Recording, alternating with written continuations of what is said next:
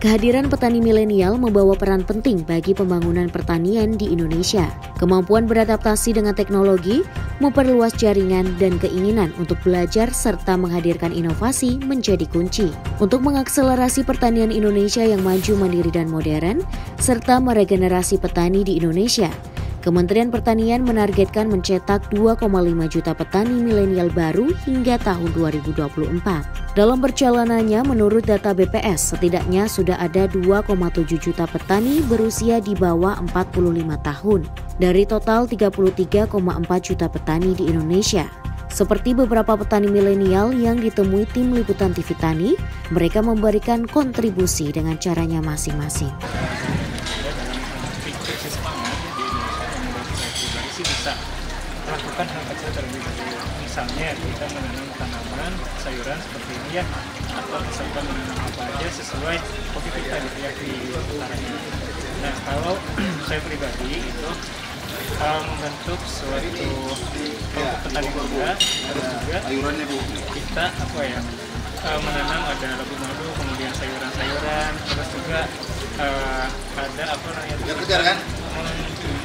menerapkan prinsip eco-village gitu. Jadi kita anak milenial nih yang punya adaptif perkembangan zaman, terus kita juga kan punya misalkan media sosial gitu kan, Instagram atau misalkan yang lainnya gitu, Facebook. Nah, kita manfaatin sebaik mungkin dan semaksimal mungkin untuk bisa membantu terhadap pertanian gitu. Jadi kita menyebarluaskan tentang pertanian. Pertanian itu asik, pertanian itu enggak kayak kotor-kotoran, terus juga usaha di bidang pertanian itu pasti tetap ada selama manusia itu membutuhkan makanan. Jadi jangan takut untuk bertani.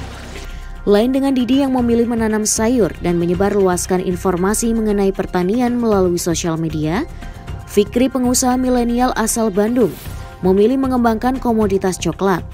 Menurutnya, Indonesia memiliki banyak coklat lokal yang begitu potensial untuk dikembangkan. Indonesia tidak ada yang mengolah lebih jauh tentang coklat. Nah, kita bisa dibilang pionir untuk mengolah coklat dari berbagai macam daerah yang menghasilkan beberapa macam rasa.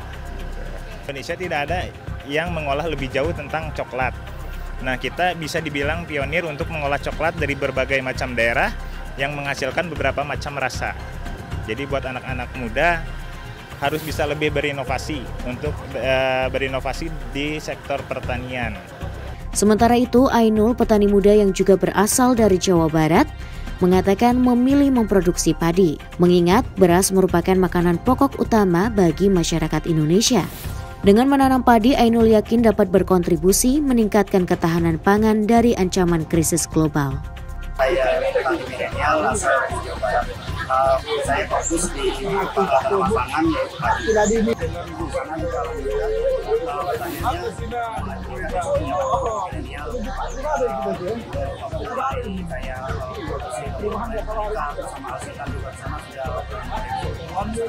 Mulai ada pakai drone, udah pakai mekanisasi.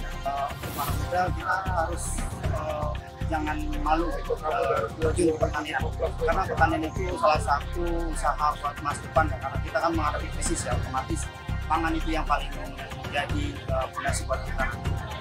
Jadi pertanian itu peluangnya gede banget. Putri Mutia, Sandy Tias, Galuh, Tim TV Tani mengabarkan.